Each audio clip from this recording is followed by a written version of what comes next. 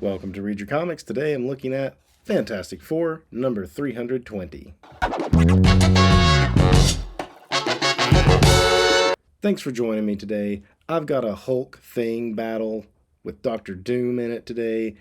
This is part of the Peter David Hulk run. However, unlike the Web of Spider-Man issues, I'm going to break this one up into two because it's an epic battle. It's kind of an unsung matchup of these two. It's the first time that the Gray Hulk and the maxed out Thing interact with each other, and some of this will make you realize that the Gray Hulk had not really been fully integrated into the Marvel Universe, even though he'd been gray now for close to 2 years. But before I jump into that, I just want to say thanks to all the viewer support. Every like, comment, subscription is appreciated. If you're enjoying positive comic content, please consider hitting thumbs up. Comments are always encouraged, and if you haven't already, be sure to hit subscribe so you don't miss any future videos.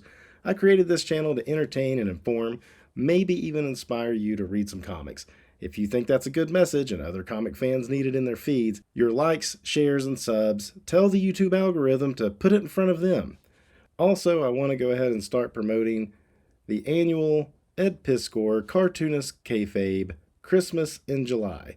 If you have some of those little library books in your neighborhood, please consider taking your double comics, go to the dollar bins, just grab some, put those in those boxes to spread the love of comics. If you think back to when and where you got your first comic, I'm betting it was not in a comic shop. And comics aren't available at convenience stores, bookstores really, grocery stores. They're not in front of kids anymore. But these little libraries are one way that we can continue creating new comics fans. Please consider doing that. It's the last weekend of July. I'll put a flyer up right here, and I'll be pounding this drum all the way up until July. Now, let's get back into this book. This is kind of an unheralded era of FF. I even skipped over this issue initially when the crossover with Hulk 350 referenced this, but I didn't see it at the store or something. I didn't get this until a few years later, that when I really started getting into FF, I was putting runs together and I ran across it and I was like, hey, this is the one that crosses over with Hulk 350. But even then, this, in like the 300s to just before Walt Simonson takes over, it's just kind of an overlooked FF era. But lately I've kind of been picking those up and I really enjoy them. Awesome cover. You got Doom looming over the city. Hulk and Thing in their current incarnations, which is the maxed out Thing and the Gray Hulk. This is the first time they've met. They've not seen each other like this before. It's an inevitable showdown. And honestly, this is 1988. I don't know that Hulk and Thing have really interacted much since maybe the Hulk Thing graphic novel that Bernie Wrightson did. So, it's been a good bit. The Hulk Thing matchups were always better when there was like a few years in between them. And this is a good one. This two-part story is kind of underrated, I feel like. This is a Ron Frenz cover with Joe Sinnott, which I believe Ron Frenz did a lot in this run, but this particular issue is illustrated by Keith Pollard, with Joe Sinnott still inking, and Steve Englehart is the writer. And that's what I'm saying. Steve Englehart was doing FF at this time. It was not a very long run, but it had a very classic feel to it. The downside to it is the team, the FF team. It's not your classic team. You're getting the maxed out Thing and the She Thing and Johnny. Our last issue of the Hulk ended with Dr. Doom. He was in the Hulk's suite though, so there is a little bit of artist continuity mistakes between these two books. They were made by different teams. Peter David did write that Web of Spider-Man crossover, but he didn't write this one. And how much input he had with Steve Englehart, I don't really know. One fun thing about this crossover, and as far as I can remember, this is the only time the Hulk and the Thing have crossed over into each other's books. It's usually just been the Hulk shows up in FF. The Thing really doesn't show up in the Hulk's book very often. So Doom has the Hulk out in the desert. There's some dialogue here to kind of clear up the confusion about if you were reading the Hulk, that they were really in his penthouse suite. The Hulk mentions, like, what are you doing pulling me out here? And pride groweth. I like the start of this. The fabulous FF aren't in this picture, but Who would want to be? Yeah, between these two, it's like, would you really want to be there in the mix of that? And I bet for FF readers, if you weren't reading Hulk, to see the Hulk in this suit was a bit of a shock. Why is he in a suit? So essentially, the Hulk is like, I don't want any part of what you're doing, Doom. Why did you drag me out here? I don't want to do it. Doom zaps him with some kind of like mental thing that makes him kind of lose motor control. Of course, the Hulk is stubborn, and he's not going to stand for that. But it shows that Doom can subdue the Hulk, at least for a moment, if he really wants to. And then he goes on about explaining what's going on with him. So at this point in this history, Doom had taken a young orphan named Kristoff and more or less implanted memories into him. And the plan was that if something were to happen to Doom, if he were to die, it would trigger Kristoff into taking up Doom's mantle. But beyond that, he would believe he is Doom. So he would get Doom's memories to that point and just honestly believe he's Doom. So when Doom appeared to die for a moment, it triggered this. Kristoff took over Latveria, is claiming to be Doom, and has Latveria believing that he's Doom. He believes he's Doom.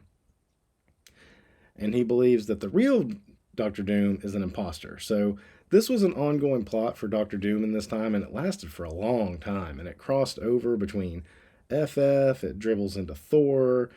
Well, I guess it was just in this FF book, this particular one, but it kind of bounced around in a couple of titles.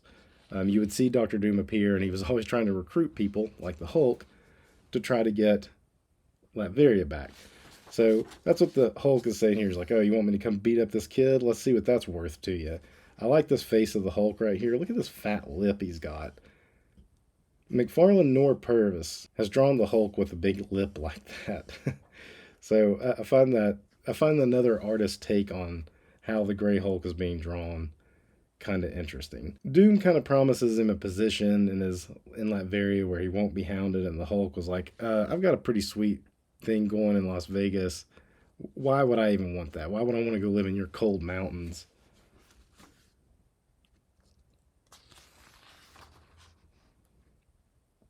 Interesting, though, that Doom doesn't offer to get rid of Banner for the Hulk, which had already kind of happened, but that would be a way for the Hulk to mention that in the story, which they don't. So Doom does a little reverse psychology on him, and he's like, okay, if you don't want to do it, I'll just go get the thing. He's been powered up, and he's stronger than you now these days anyway. Which, that really irritates the ego of the Hulk, and he was like, no way, I'm still the stronger one of the two of us. I've beaten him every time we've collided. How dare you insult me? I'm the strongest one there is. And Doom just plays it up, and he's like, no, he's gotten more powerful. He's definitely stronger than you. And so the Hulk is like, fine, I'll show you. Cut to the FF. They've just gotten actually back from a sojourn. That's what they keep calling it in this, a sojourn that Doom was part of, where they were trying to go to the Beyonder. Doom was going there supposedly to try to do something to get Latveria back, but really it was all a ploy to get the Beyonder power. Well, the Beyonder power so that he could get Latveria back. Of course, the three members of the FF, I don't know if they're counting Alicia as part of the FF. And this is one reason I never liked this era either, is the Johnny-Alicia relationship. I do not like that. I don't know whose idea that was, why they went in that direction. It's just always bugged me. But you've got the she thing and the thing. You got two things. And Ben Grimm is maxed out. He's all spiky. I've heard him referred to as the pineapple thing before. Johnny and Alicia, and for some reason she thing, are going to go just out. They've gotten back from a mission. They're tired. They're going to go out. Ben decides to stay back because he's technically the leader of the FF and he wants to hold down the fort. So he goes up on the roof and he's just kind of in his thoughts when all of a sudden he's attacked. And I like this stuff. Okay, action fans, this one's for you. At this point, we've gotten a lot of just catching you up on what's even going on in this title. And now it's pretty much throwdown the rest of the issue. And that's why I say this is an underrated Hulk Thing battle. If you want a Hulk Thing fight, this one goes on for 2 issues. Other than that, first, well, I guess it was about 10 pages of catching you up on what's going on. You get a lot of Hulk thing here. The Hulk is thinking too, he hasn't seen me since I've turned gray. He's probably confused by me being in a suit, and if I just keep my mouth shut, he's not going to realize it's me, the Hulk, that's beating him. You get it's clobbering time, buddy. I like that perspective too. Polar does a pretty good job on this overall. There are times I feel like this pineapple thing gets kind of lost in all of his little spiky stuff, but I like both of these angles. Look how the page is framed from the looking down from kind of the Hulk's perspective as the thing falls to the thing's perspective looking back up to the top of Four Freedoms Plaza. This part was weird because the Hulk is thinking here and mentions something about a jetpack that Doom gave him. I don't see any jetpack. There was a miscommunication here. Was he supposed to be drawn with a jetpack? Why would the Hulk need a jetpack? I don't know what was going on with that.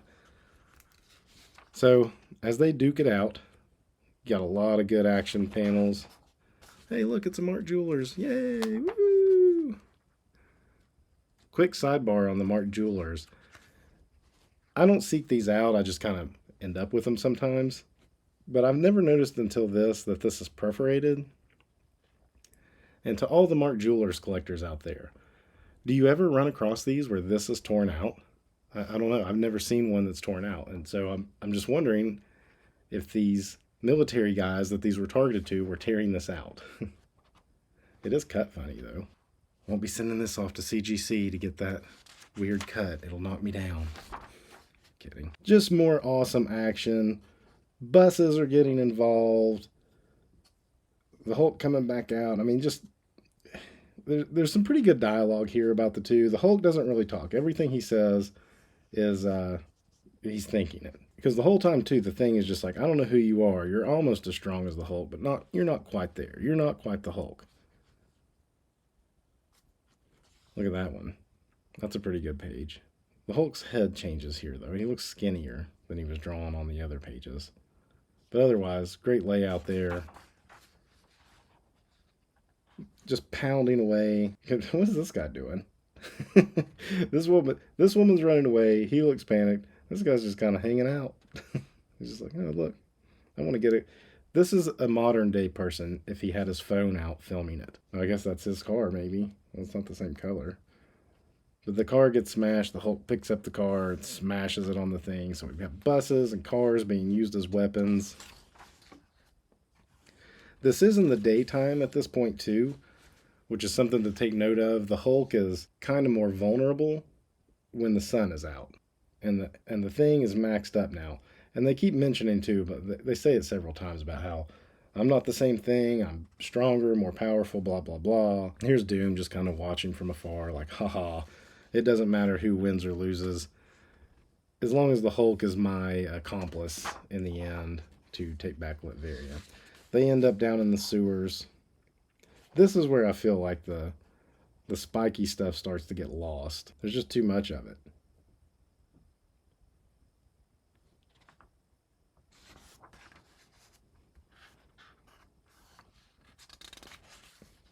This is all of this is pretty classic action. And it looks like the thing is growing bigger here. I don't think it's meant to look that way. This one I feel like it's just the weird twist of the body here. It's like his whole torso like completely hinged around, like almost 360. It'd be a cool shot except for all the stuff on the thing. I think it just gets lost. I don't like the spikes on his knees and the back of his foot and his elbows. This stuff I think is okay. The way his head looks. Maybe some more like jaggedness on his fist, but it's the spikes. And this is pre-90s extreme stuff, so it's funny that they did this in the 80s. Looking back, people get so upset about changes made today and how characters look and change and stuff, but in the 80s, you had a gray Hulk, spiky thing, Spider-Man in a black costume, Captain America as the captain in a black costume, Rhodey taking over as Iron Man.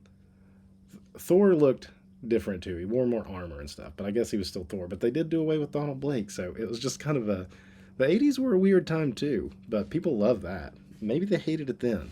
It would be interesting to look at some old fanzines or something of that time and see how people were reacting. So just as the Thing is finally getting the drop on the Hulk, and at this point he's kind of thinking like, I think you are the Hulk.